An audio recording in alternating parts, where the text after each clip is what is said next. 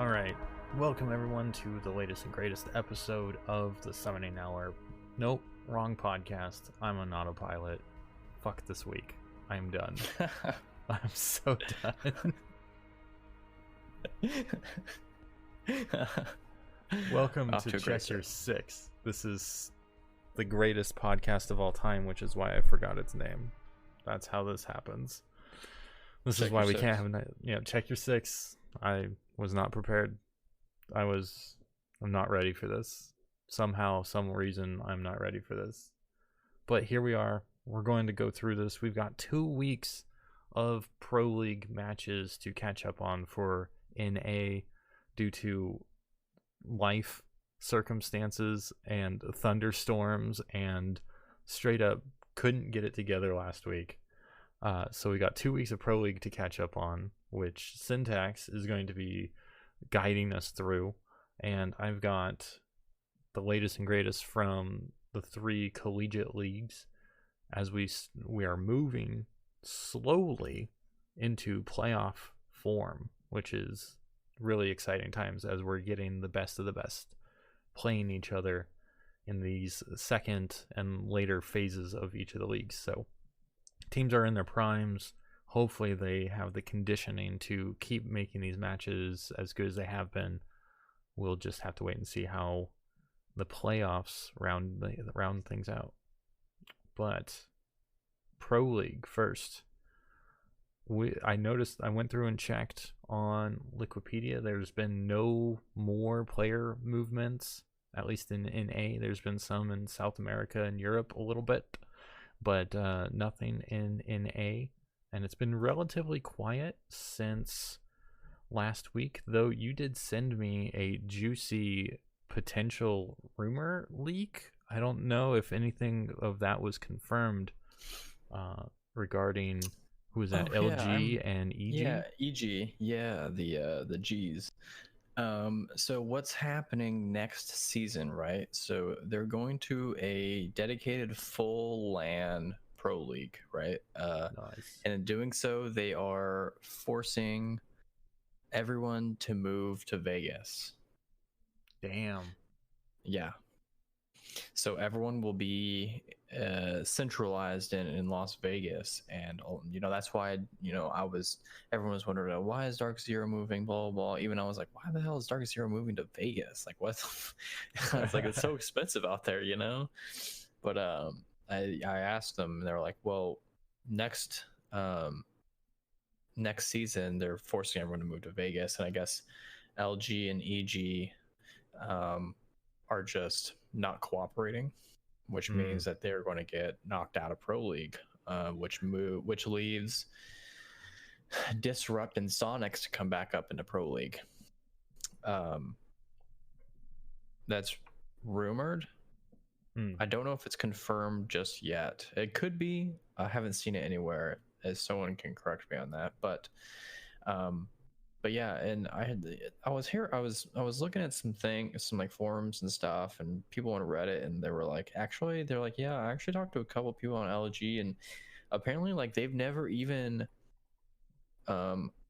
talked to their owners. People on LG. So like these players are just playing for this team, and like they've never actually like talked to like the higher management, if that makes sense. Yeah, that's crazy. So like how do you play for an organization and like not want to talk to the manager, like? Yeah.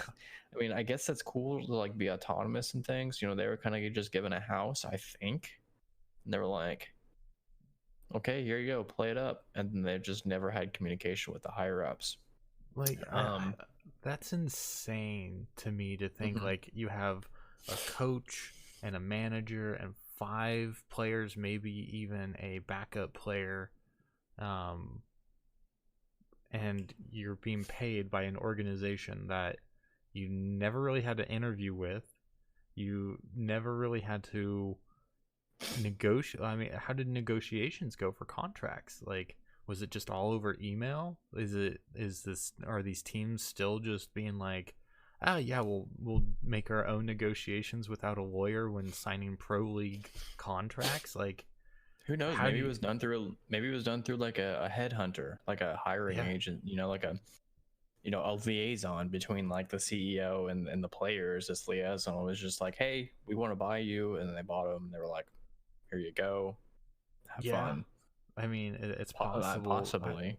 I just thought, especially with how, like, when I think about it, LG, I would need to go back through and see what teams that they actually have in esports, but their Seattle Call of Duty team isn't doing anything right now. They're doing like promo stuff, but they're not competing. LG probably has a Rocket League team. That's a small organization to help run that, but Psyonix has their stuff together when running their Pro League. Rainbow Six has their stuff together for Pro League. It's a growing game. You would think some attention would be paid to it, and to me, as someone who would consider like running a business, to have some sort of investment and resources there and not be interacting with them, not trying to build them up or make that investment worth more and be involved with them, that's kind of crazy making. Yeah, honestly. But anyways, I guess apparently EG I've actually heard might be dissolving. That's a rumor as well. Just take that with a grain of salt. They haven't really been doing all that well recently, considering they are last place. Yeah. They're 1-7 right now with a negative 28 round differential, which is pretty damn bad. That's really for bad. Pro League. So, yeah, I've heard that they might be dissolving. Also, like dissolving just their Rainbow Six or their team, the Rainbow Six team. They might be pulling out Rainbow Six. Okay, gotcha. That makes more sense. Dissolving the whole brand.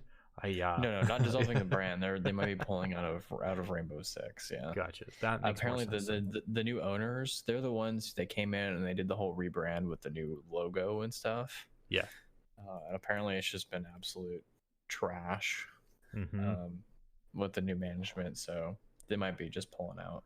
I mean, am I going crazy, sense.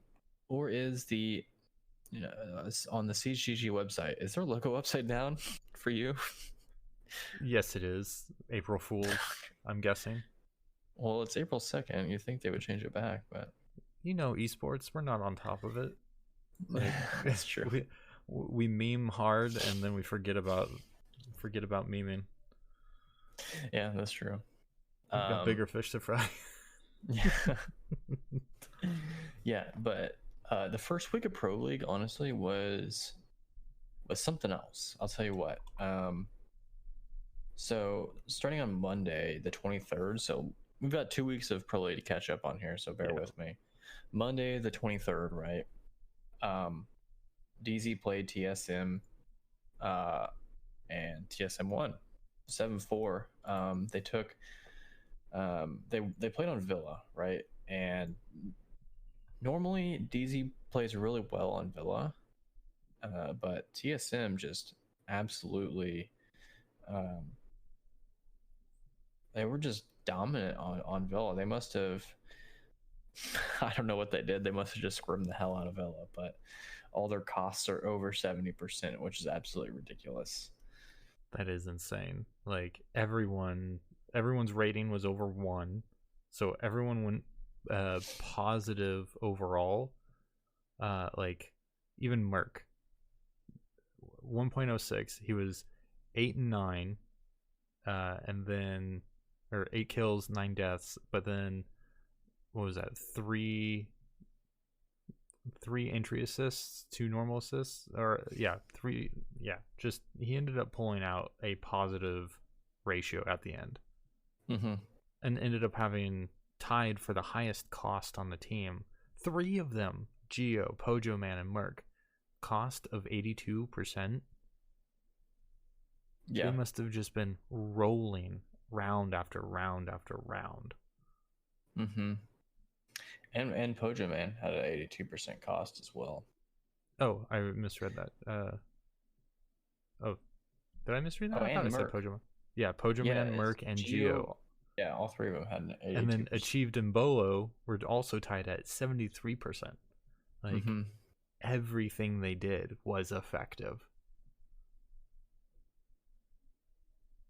I don't know about Merc's 18% survival rate, but I mean, if he every round he still managed to pull something off. Yeah. What I think is really, if you know what, it really amazes me about Pro League is looking at some of their like headshot ratios for each of the matches. I think that's really ridiculous. Yeah. Like hot and cold. 86%. Like an 86% headshot ratio. And I mean, you take him out of a Pro League setting and just say go and be free, he's gonna wreck every single one of your ranked matches. With just unless it's a cheater, because cheaters are pretty rampant at the moment. I feel like every time I get online, it didn't matter what it is, mostly Twitter, I usually get online and it's always a bunch of pro people complaining about playing cheaters. Yeah. You know, like I don't know what Ubisoft is doing, but like you have people complaining about cheating 24/7. Like, what are you? I mean, I can't speak for them, but you know, I don't know what they're doing behind the scenes. It's not just Rainbow Six though. Like all the Warzone stuff that came out with Call of Duty. Yeah, but COD just banned like 50,000 accounts. I think like 50,000 people. Yeah, like IP banned them. You know, like it wasn't just account banning; they IP banned them. But which is something Ubisoft needs to do. I'm just thinking with the huge volume of people who are at home online 24/7 now, there's a lot more cheaters online all the time now, and companies just aren't capable of dealing with that kind of volume. Like, as much as you think it is automated, a lot of it can be and is, but depending on how judicious they are or about verifying their accounts for cheating before just automatically banning them, it could take human investigation to go in account by account if they're not super obvious about it. Honestly, I think Siege needs to implement something like Counter-Strike. I don't know if you're familiar with Counter-Strike's Overwatch system. Nope.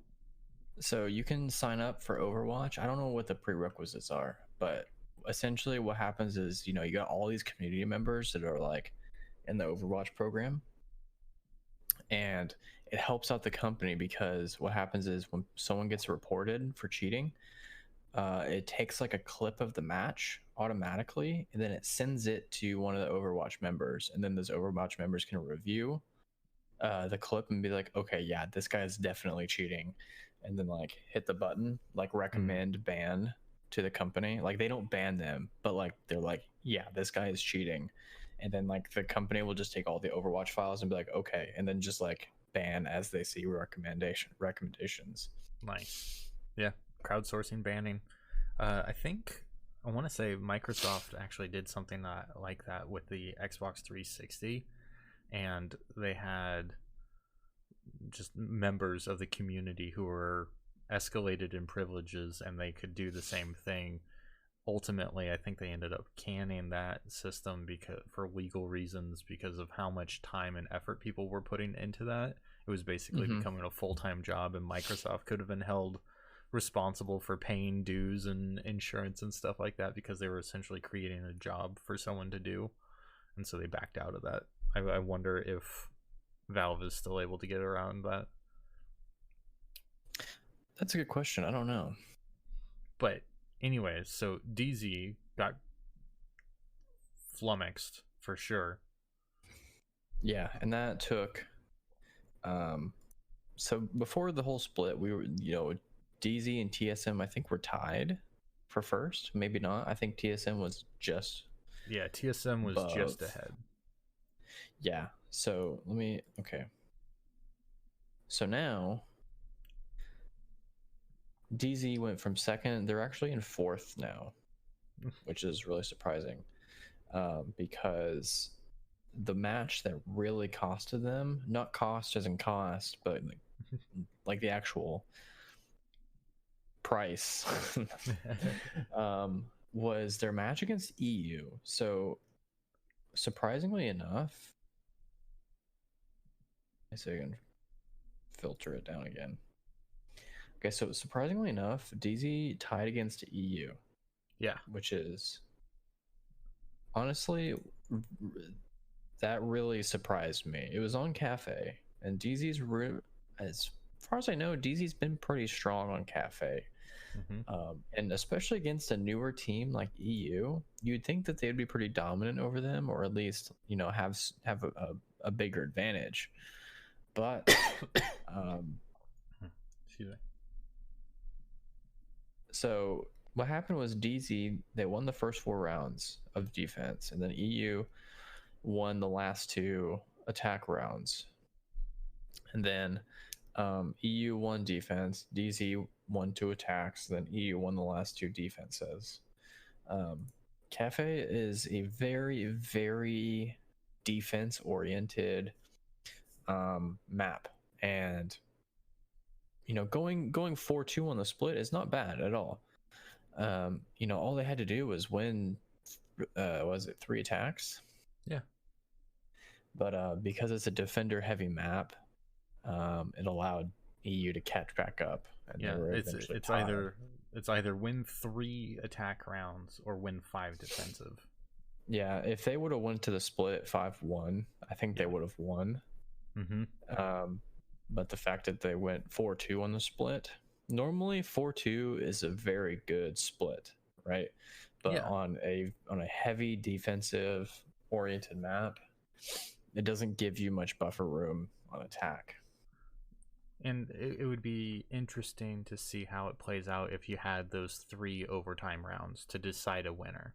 Because tying, to me, this just looks like this is a decidedly heavy, decidedly defender map. And so going 4-2 just means that they were evenly matched. Which is surprising for United to be matched to hold their own against DZ. So kudos to them for pulling that off, and I hope DZ, I don't know whether or not this is DZ having gotten comfortable or DZ just being like, it's E United on Cafe, we know what we need to do, and just E United having a better night. Honestly, I think it was a little bit of everything. I think it was EU coming in very prepared because they're playing against DZ, and I think that was scary to them, and so I think they just practiced their ass off. Not just Cafe, they probably practiced every map. They probably just scrimmed night after night, day after day, getting ready for this match specifically. And they went in, EU was ready to play.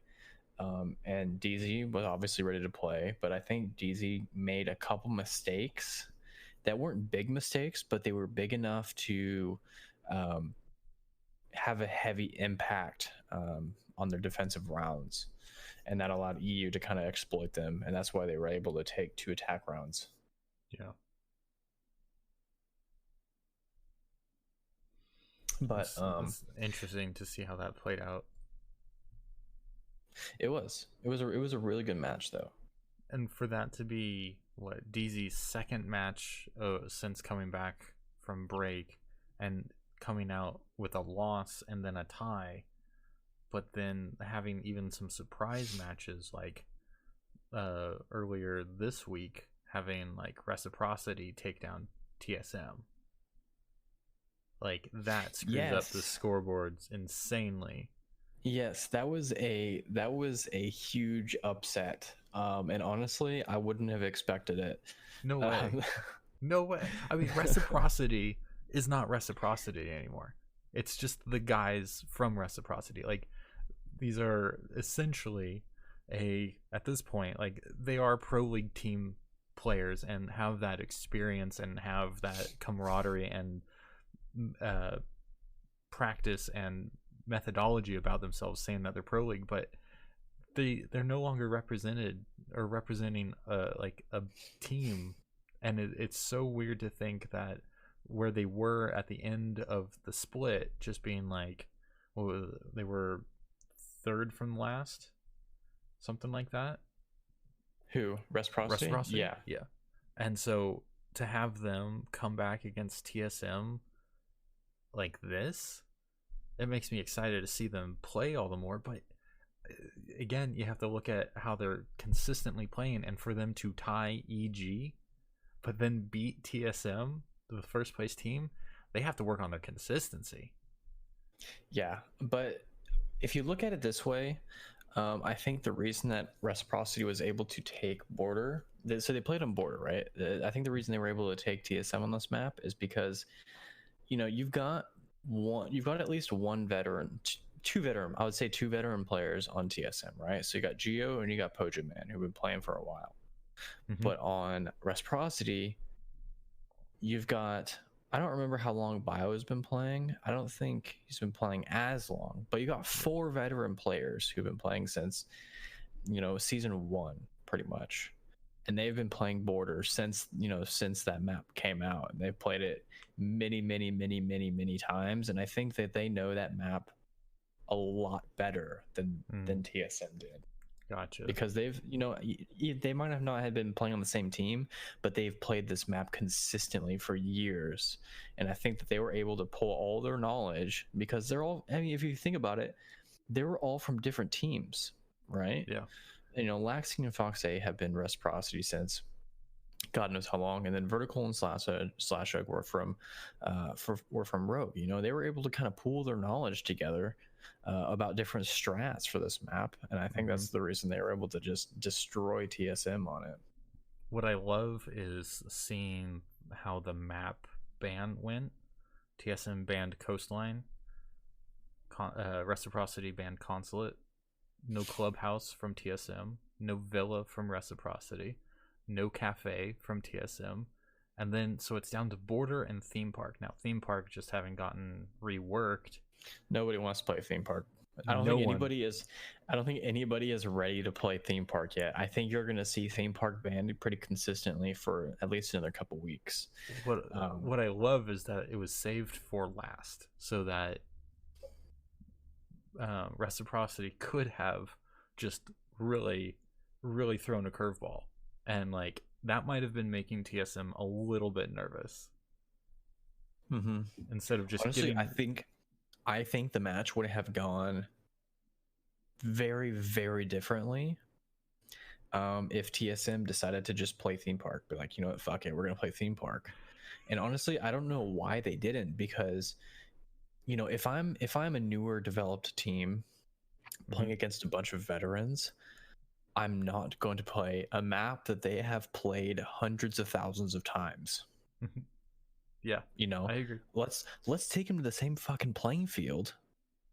Yeah. Where we all have the exact same amount of experience to Theme Park, right? Yeah, they should have. That's what they should have done. They may not have had this, a terrible amount of strats, but at least they've all got the exact same amount of play time on the map. Yeah. And I mean, at that point, they were sitting at 28 points, and Reciprocity was at 17 points. Space Station Gaming would have been at what, 20? Because if they hadn't played their match yet for the week, or one of their matches for the week, so an 8-point lead minimum over second place, and you have 3 maps to choose. You had, what was it? You had Cafe, Theme Park, and Border. Border is one of Reciprocity's favored maps. That they have a lot of history on it. That they know it very well. Cafe, cafe is cafe. I don't know how better else to describe it. But then I'm in agreement with that one. You have theme park, a totally unknown thing, and you chose to ban cafe, either because you felt like you had a better chance on border, or because you just don't like cafe. And theme park is this big question mark. I have to think that instead of going with either of the maps that you know, especially when you're in such a dominant lead, you ban border, you leave it to cafe and theme park. That's just me. Like, I think cafe is just one of the, like, I don't know how I feel about border. I like it as a map overall, but my performance is all over the place, so I can't really say how I really feel about it competitively. But cafe just seems like I don't want to deal with it. Honestly, I'm surprised. I'm honestly really surprised that theme park wasn't like banned, farther up, like one of the first ones to be banned, which honestly leads me to think that they were like, honest, it seems like they were playing a game of chicken. Like, who's gonna pick the map, but who knows? I don't know what their, no one knows what their thought process is whenever they ban maps, but I'm honestly surprised they left it all the way down to theme park and border. Huge surprise to me. Scrolling through a number of these other matches that have happened over the last 2 weeks, theme park actually makes it to the mid to late bans more often.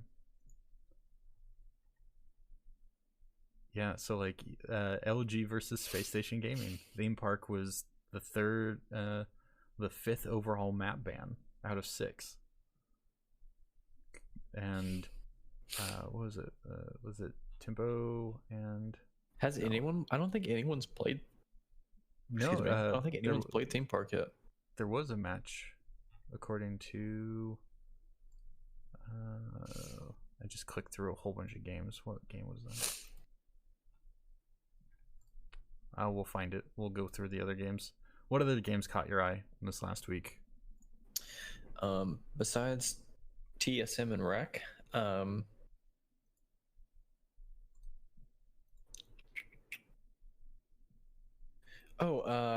EU and Tempo, right? So what really confuses me is the fact that EU is able to tie DZ, right?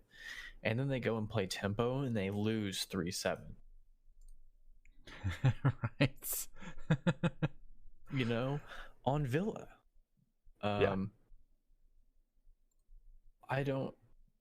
I could not tell you what happened other than Tempo just absolutely annihilated them. And honestly, looking at all their costs, that's exactly what happened. 80%, 100%, 80%, 80%, 60%. Yeah. So, and everyone was above a 1.0 rating except for Butters. And by the way, Reciprocity versus EG was a 6-6 tie on theme park. Who? Reciprocity and EG. Oh yeah, from the 25th. Oh, it is on theme park.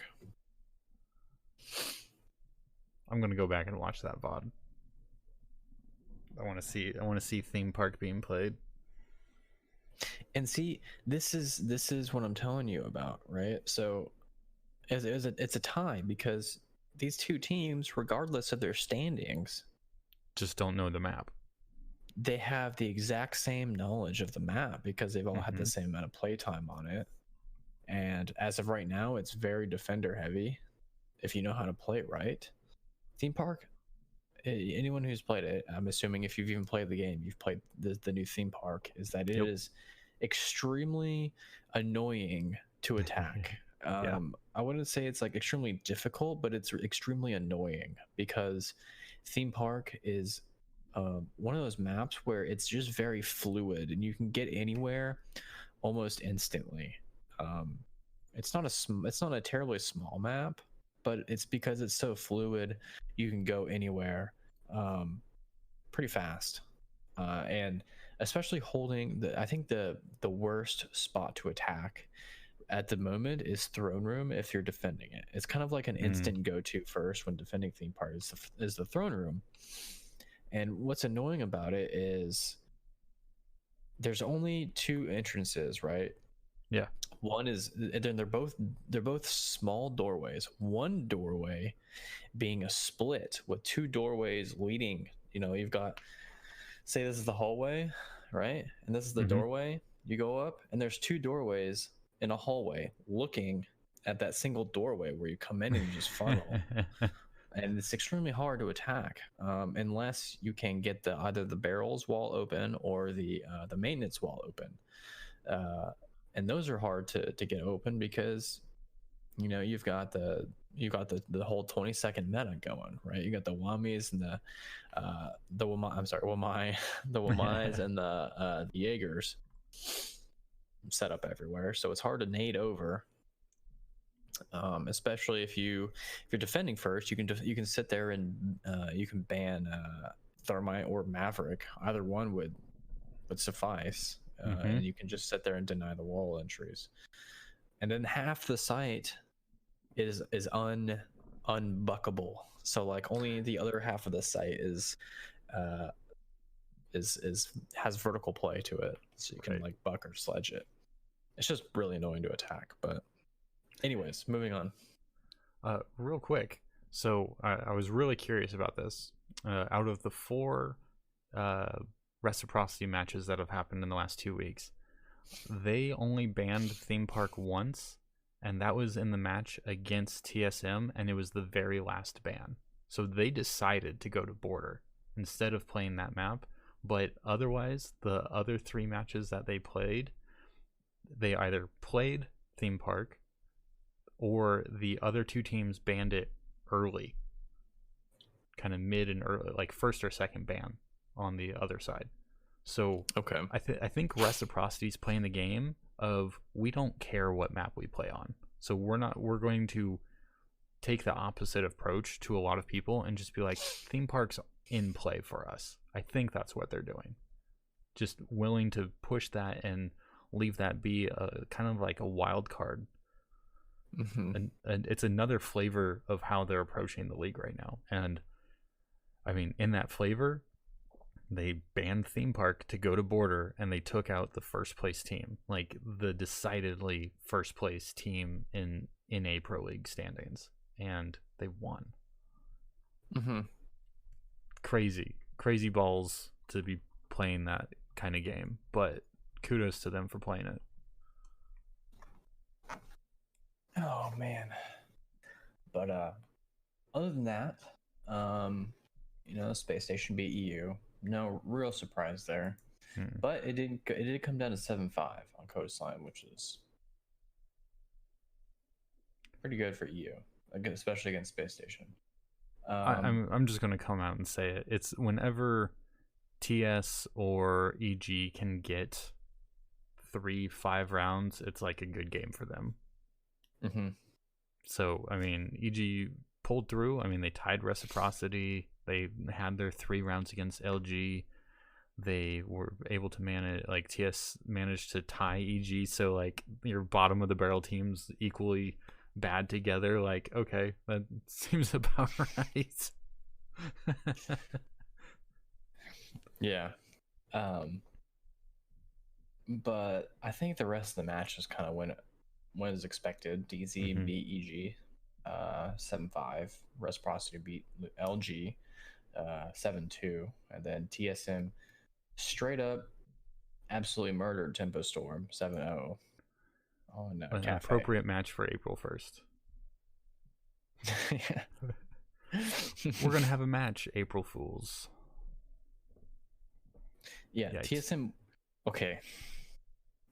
TSM, get this. TSM won literally every single attack round on Cafe.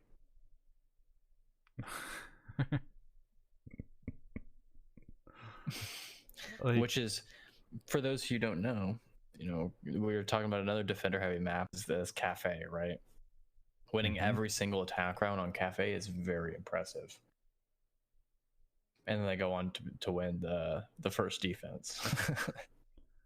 And if you look at the round by round site decisions from Tempo Storm, back-to-back rounds bar cocktail, lost both of them. Back-to-back rounds service cooking, lost both of them. Back-to-back rounds reading dining, lost both of them. So they didn't try and change things up round after round. They thought that they were onto something. They did. That's like the typical thing to do is, you pick a site. Mm-hmm. If it doesn't work, you can either go to the next site or you try again. And they probably they try it again, but probably with a different strat, right? Yeah. So they have multiple strats for each site. Sure. So they went, okay, we're gonna go bar. They lost. Okay, we're gonna try something different on bar. They went and they lost again. They're like, okay, obviously this isn't working. Let's go to the next site. Went to service cooking, did the same thing, and then lost both. And they're like, okay, let's move on again. Went to reading and dining. They lost both of them. They're like, okay, well, that sucks. I have a problem with that on a map that is decider heavy or defensive heavy, and you just lost 3 rounds back to back. It's like, okay, take on that third round, take your tactical timeout and just not try and win the round, and figure out what you're going to do. When that third round looks like it's lost, figure out what you're going to do, because back-to-back rounds, it's going to be red. It's going to be destroyed, as you've already seen. Try something else. I know the strategies can vary just very differently round to round from site to site. You have to have that depth. But, I mean, when you come out 5 rounds deep, and then you have to go attack, that no. Yeah.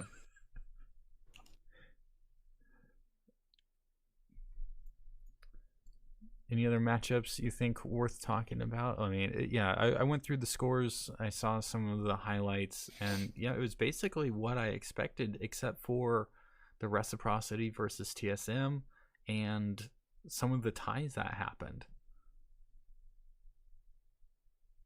Yeah, we had a couple upsets, we had a couple surprises, we had a couple butt clinchers, but the DZ versus EG match really kind of made me clench my butt. Yep. For a bit, especially on Consulate. Mm-hmm. But I always like watching SSG on Coastline. It was good. Against DZ, that was also good.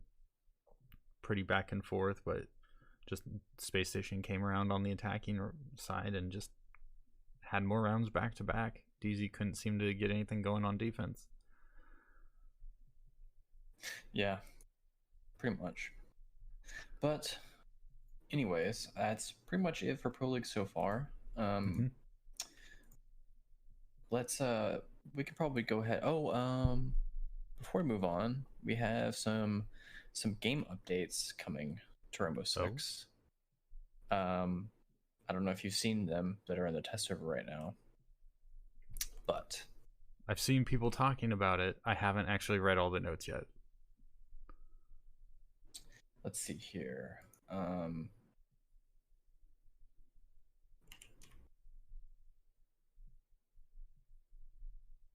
So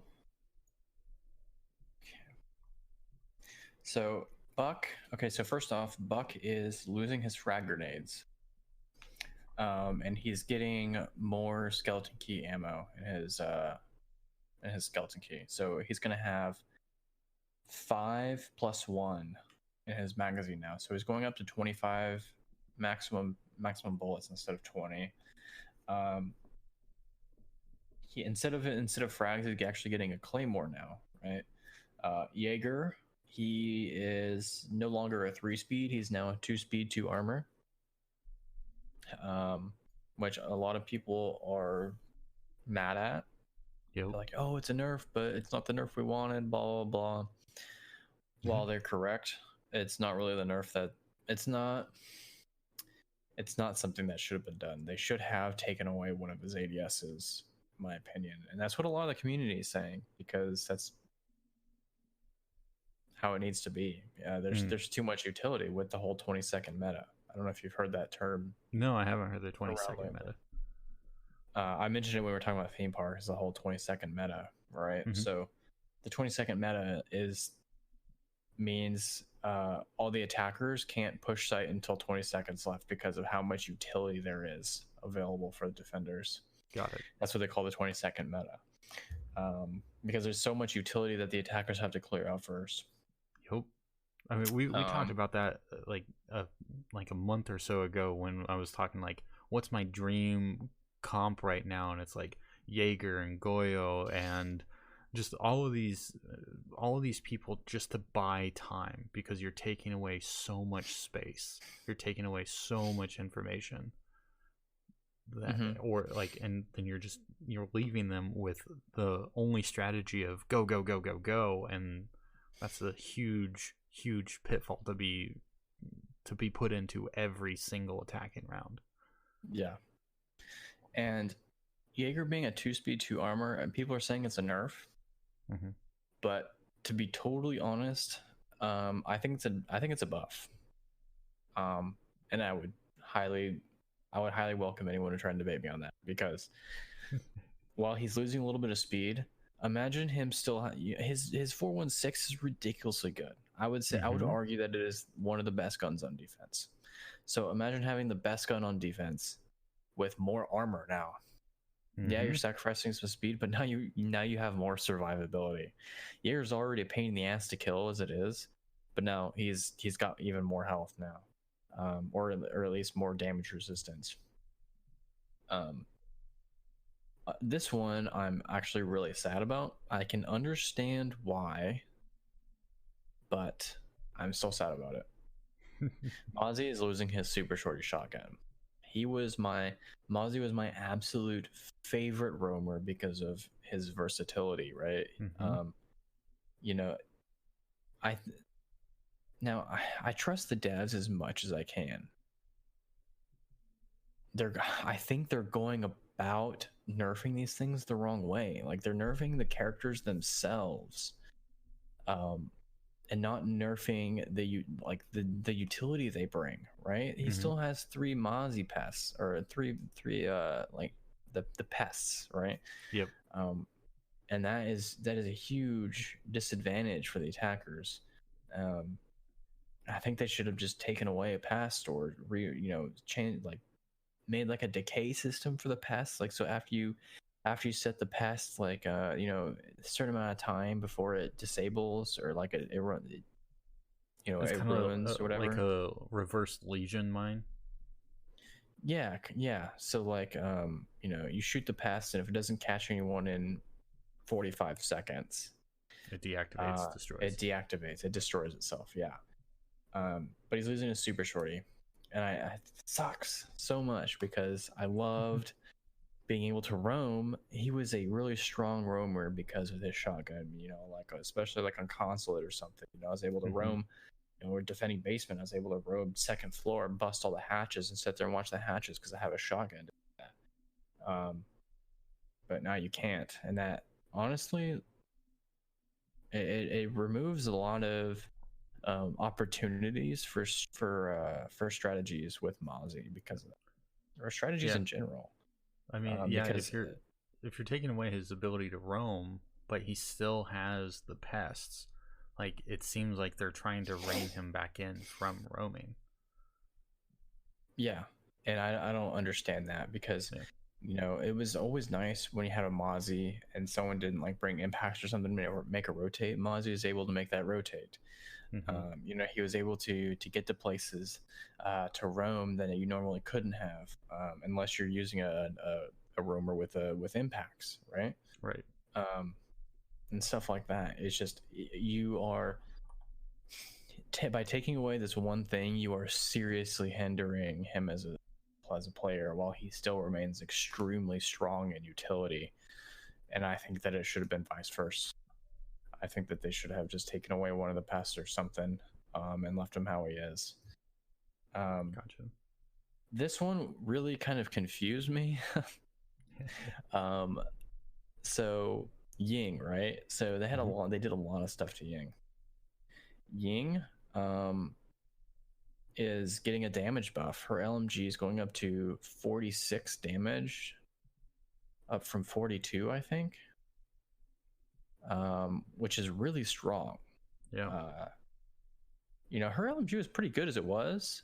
But they buffed the damage of it, and then they're taking away her claymore and giving her smokes, and then they're giving her one more Candela charge, so she'll have a total of 4 Candela charges. Wow. Right? Yeah. So they increased her damage, they gave her more Candelas, and they gave her smokes. I think that's absolutely ridiculous. Talk about losing visibility. Imagine being able to smoke site and then absolutely spam Candelas on the site. So now you're blind, both by flash and by smoke. Yeah, and I mean, and then I kind of have to think about it almost like a pitcher in baseball, like someone who's got 3 really good pitches. Now you can go Candela, smoke rapidly and set the pace of the match that way. Or you go Candela, smoke, Candela, and each time you do that, the other team is preparing to use their utility. They're preparing for something. And maybe you cause someone to overreact, and then it puts them out of place. And if you can't keep track of the Candelas that have gone off because your team wasn't around, or because someone died and just forgot to communicate that bit, suddenly now you have so much more utility to keep track of. 4 Candelas. How many smokes? 2? Yeah. And yeah. And then you have a wild firing LMG coming in there with 46 damage. Yeah, I mean, that's almost a 10% buff. That's a heavy swing. It is. It really is. And so this next change is to the TCSG. And for those of you who don't know what the TCSG is, it's Cade and Goyo's shotgun, the DMR shotgun, right? So they're increasing the amount of ammo it has, but they're severely decreasing the damage on it. Right now, so the TCSG has a damage of 84, and it takes like 2 shots to down someone. It is really strong, but not as strong as what they did to it. So they reduced the damage from 84 to 55. Wow. Yeah. So I overlooked Rogue 9 talking about how they did a test on the TCSG, and so remind you all, this is in the test server. Now some of this stuff could change. It's in the test server for a reason. They're testing all these changes. Some of these changes might be reverted, who knows. But the TCSG is right now, it's a 2-shot down, right? In the test server, it takes like almost 10 shots to down someone. Yikes. Or it's like 6 to 8 shots to down them, and then like another 2 to secure the kill, right? So it's like a total of 10 shots minus 4, or versus the current 4 shots. And honestly, like with the 55 damage, and then with the damage drop off, that's ridiculous. Yeah. That's nuts. No, I agree with decreasing the damage on the TCSG, but the amount they decreased it by, I think, is a little bit too much. I think they instead of at 55, I think they should had put it at like maybe like 65 or 70, right? Nerf it just tastefully, don't just crank the volume down all the way. Yeah, I mean, that's the Nerf hammer just like wailing on you in the face over and over. Like that is just, we hate this gun so much. What are we going to do about it? Just nerf it into the ground. 10 shots to take someone down. That's no bueno. That's it for the changes that are currently in test server. Like I said, some of the stuff might not even happen because in the test server, it's there for a reason, all this stuff. So I'm excited to see what changes stay, what changes are tweaked, what changes are actually coming. So, but I think we took a little bit too much time on the Pro League and stuff. So that's all good. We had 2 weeks worth of catching up to do. We've got patch notes. We've got outside of the game team management stuff going on. It's a busy week altogether, or 2 weeks at Pro League. So, and it's fine. We can cover this pretty quickly. We'll cover Collegiate pretty quickly. Let's see. We will start with College Rainbow Six League, CRSL. They are in week 6 of their 8-week playoffs, or 8-week group stage. So there's 3 more weeks of this. Week 6 is going on right now. But as far as week 5 matchups went, we have University of Colorado Springs attacking first on the border against University of Texas San Antonio B Squad. Colorado Springs took it 7-2. University of Tennessee Knoxville, they attacked first on Bank, and they ended up losing 1-7 against Akron. Akron, still the powerhouse that we know them to be. Texas A&M Maroon attacked first on Bank, and they ended up losing 5-7 against UTSA A Squad. Norwich lost 7-1 to Miami on Bank. Northern Arizona University attacked first on Cafe, and they lost 7-3 to Longhorn Gaming. Humber had a makeup game from a previous week, and their matchup from this week. Both took place on Consulate. The first match, the Humber lost 7-1 to Wilfrid Laurier University, and then they lost 7-2 to Sheridan on their second matchup. So Humber continuing their trend from last week, and I think solidly putting in that they're just not to the same caliber as the rest of the teams in CRSL. I would need to go back and see when they qualified for CRSL and how they did it, but the other teams are just a cut above. And when I was questioning last week whether or not they might have had that turning point because they had such a close matchup last week, it just isn't so. It just is not happening for them. So I don't know what's left for them to really accomplish this season other than with their heads held high that they made it this far and that there's room for improvement. We'll have to see how it handles going into the next season. Arizona State University Gold attacked first on Clubhouse against UAH Charger Blue, University of Alabama Huntsville, and Alabama took it 7-2 over ASU, which was a little surprising to me. I know Charger Blue have been on the run lately, but ASU I thought had more in the gas tank, but not so much with the decisive win from Alabama. Ontario Tech went the distance against Norwich on Bank, winning 8-7.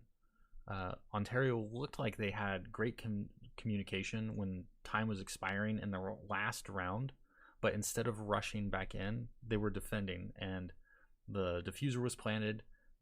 OTU had 3 members still alive, and they were all off-site. They were all separated, but instead of rushing in, they waited for their team of 3 to be in place and executed a great 3-pronged approach to CEO.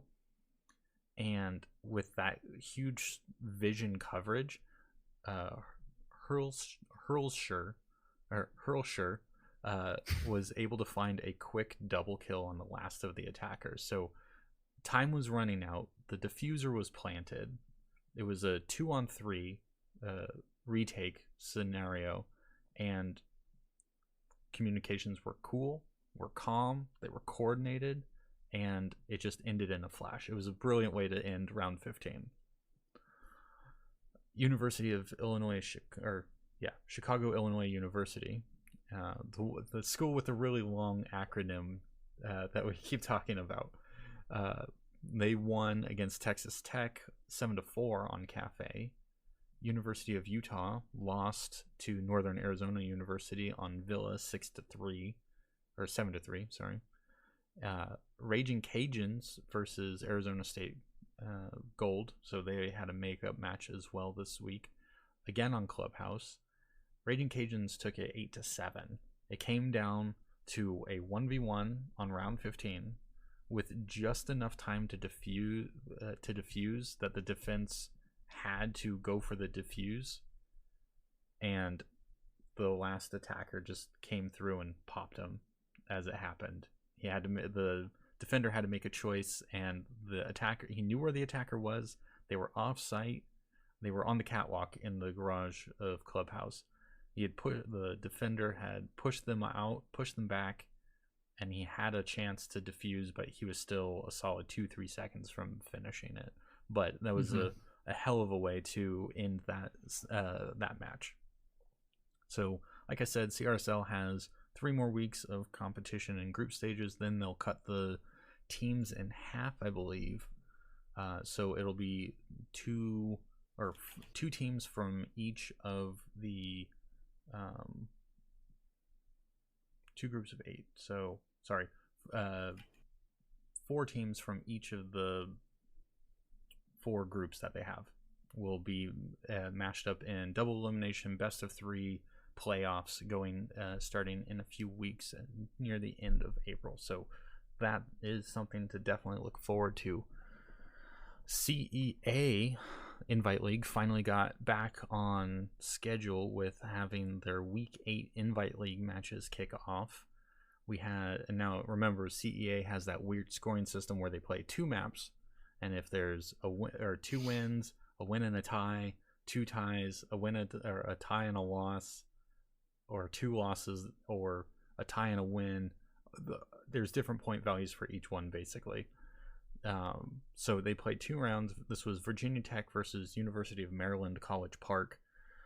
Maryland was attacking first on Consulate. They won 7-5, and then ended up Virginia Tech was attacking first on Cafe, but they ended up tying 6-6. So only minimal point movements for Virginia Tech and University of Maryland. I think Maryland will walk away with 1 point. Virginia Tech will walk away with 1 as well.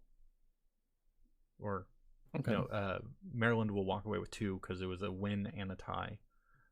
Virginia Tech will walk away with 1 point. Rutgers versus New York Tech was just a rough one to go through. New York Tech attacked first on Coastline, and much like TSM versus EG, 7-1, just stomped into the ground, and they were attacked first on Coastline, so they went 6-0 basically. Nothing to really do or say about that one. The second map was Border. Rutgers was attacking first on that, and still New York Tech stomped all over them 7-3. So that's it really for the matches with where we're at with CR6. CR6 is in week 2 of 4 weeks of phase 2, and most of the teams haven't played their second week match yet, or it hasn't been recorded to Battlefy yet. We'll probably get that this weekend. So not much else to say. We caught up on CR6 on Monday, so that's pretty much the same place where we're at right now. So as we're looking at it, CEA is week 8 is the last week for Invite League, so we should be getting into playoffs starting next week. Oh, good. CRSL, like I said, has 3 more weeks of group play, then they're in playoffs, and then CR6 has, week 3, week 4, and then we're going into phase 3 playoffs. So we've got the playoffs. The season's coming into an end. It's coming into its final form. We're going to see who can have the stamina to make it all the way through. last year or last season's the fall season's champion, Triple Crown, Akron, is definitely still in the running across all 3 leagues. So if we see a back-to-back 3-league champion, I really hope Akron takes that squad to Challenger League and sees how well they do. If they end up starting to graduate and rolling off, I hope that they stay together as a Challenger League squad. And that's the coverage at this point. I do have some cool stats though from CR6. CR6 has definitely upped their game with their stats. I'm looking more into the nitty gritty details, but their leaderboards are kind of fun. So one thing I noticed has stepped up their game with stats. Is that what you're saying? Yeah, it seems like it's a little bit. It's still different than how it was last year, and I really liked how last year represented the team play and the team matchups and matches and how they tracked all that. It was easier for me to follow. Maybe it's just a personal thing, but now we're starting to get into like really tracking individual player performance, team performances, ratings, separating Premier from Open, and then all overall where it's combining all the different phase performances. So there's some really cool data in here, and I wanted to highlight a little bit of this. The first is Nuggz. Nuggz is from Edinboro University. Now, I hadn't been tracking them at all. Like, in all honesty, like, I hadn't even really heard of them until I was digging into these stats this last time. And I think they're in Premier League. So they're in, like, the top 70 some teams. I think and I want to say they're around 30. But Nuggz is 3rd overall out of the entire CR6, Open and Premier League. 3rd overall for his kills per round, 1.45. His individual player rating, how they've calculated it, is at a 1.88. He is slaying everything. Everything that moves, he is killing it. And when I say that, what? What's his name again? Nuggz, Nugggs, period. That's on Akron? No, he's in Edinboro. Edinboro, that's right. Okay. And so when I say he's slaying everything, I literally mean it, because he's the #1 slayer in the entire league. He's got 151 frags. Jeez. How many deaths? Let's see. Let's go to his name is just Nuggz, like Nugggs dot. Yep. So overall, all phases of CR6 Spring, Nuggz is sitting at 151 kills, 30 assists, 51 deaths out of 104 rounds played. His KD is almost 3. I believe that. Looking at his R6 tab, his KAD is 3.55. He's averaging 1.45 kills per round, and every 3 rounds getting an assist, basically. His survival rate is 51%. So he has been Diamond since Chimera. Damn. He's been Diamond rank since Operation Chimera, and his seasonal ranked right now, KD is 1.97. And so kudos to Nuggz. Like, and he's also he's a gunner, and so his 1.88 rating is the best in the league as well. Best in the league rating, overall play, top fragger, and 3rd most kills per round. That's in CR6. Yeah. And one of his, like, the thing is, he's not even on the assists ladder. Like, I think I said he had 30 assists. The top 10 in at 39. One of his teammates. What was that? Yeah, he gets all his own kills. He gets all the kills. And I think he's probably kill stealing from his teammate, because Ghost Toilet has 46 assists and he is 3rd overall. So Nuggz is a kill stealing bastard is what's happening. You say ghost toilet? I forgot. Ghost dash toilet. I love that name. That's perfect. Nuggz and Ghost Toilet. He's got they go together. 46 assists. 46 assists. Yeah, first he's getting his kill stolen. Yeah, but here's the crazy thing. If we look at the assists leaderboard, first, second, and sixth are all from Wisconsin Esports Red. Now, Wisconsin has had six or seven players, and so three of them are consistently playing. Two or three of them have rotated out. But Wisconsin Red, 49 assists, 47 assists, and then 41 assists. And then the one guy who's not on there, or one of the guys who's not on there, is on the all-time frag leaderboard just underneath Nuggz with 144 frags. So maybe Ty Fry from Wisconsin has taken all of the frags from three of his teammates, and so they all keep getting just the leftovers. I mean, I think that would be hilarious. I want to hear the team say, "Oh yeah, Nuggz or Ty Fry is just a kill-stealing asshole." Like, just okay. There's their persona. Or maybe what's happening, Wisconsin's just roaming 4-squad all the time, and just Ty Fry's getting the last bullet.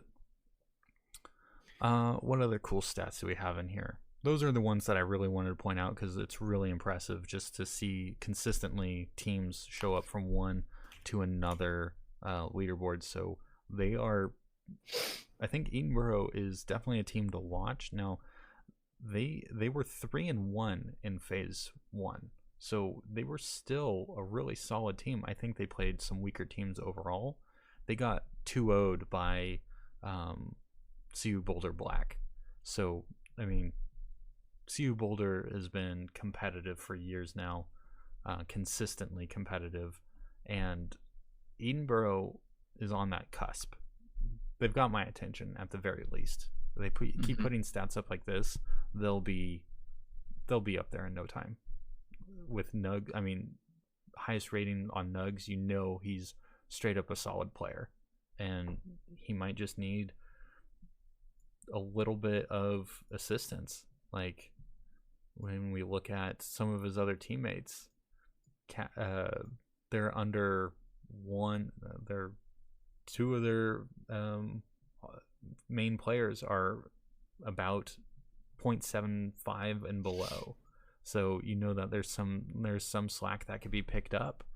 But they've got a really good captain. I'm assuming Nuggz is the captain, and if he can teach them some deeper strategy or get some of their gunplay improved, Edinboro is going to be popping up, I think, a lot more next season. Yeah, I think so too. Especially with a player like him. Seems like he's going to be pretty dominant in the league. Yeah. I want to see where they are in CEA, if they're a multi-league team or not. I imagine that they have to be with how big CEA's open league is. So I'm hoping that they can get some more practice and find some good scrims and really improve over time. That's Collegiate. We're getting down to the playoffs. I'm looking at how we can double down on this. I want to get interviews rolling again, so I might record some off stream and then just edit that into the final podcast as it goes. I'll share it with Syntax so that he can have some opportunities to listen in and have some commentary on that when we come back to the podcast. But we will try and add some more flavor to the collegiate coverage, especially as we start limiting the teams that are still playing week after week. That's all I've got. That's all we've got for Check Your Six. Any last messages, Syntax? Nope. Don't believe so. Awesome. Well, you can always catch the podcast at anchor.fm/checkyour6. That's with the number 6. And you can leave messages if you add /message to the end of that hyperlink. And we will hopefully hear from you soon. You can always reach out to me on social media at WarwalkerCall, pretty much everywhere. And we will have to get some more CR6 or not CR6, but just some R6 playing, because I did a stream the other night. You couldn't hear me, but damn, was it smooth. So definitely going to have to play some more Rainbow Six. It was smooth. And streaming. Can confirm. Was watching. It was good. It was good. Anyways, thanks for joining us, everyone. Hope you enjoyed listening. Hopefully you have something to say about what you would want to hear from the podcast going forward. Your feedback, it feeds the soul. Bring it on. We've got it. Good, bad, ugly, whatever. I want it. Later, everyone.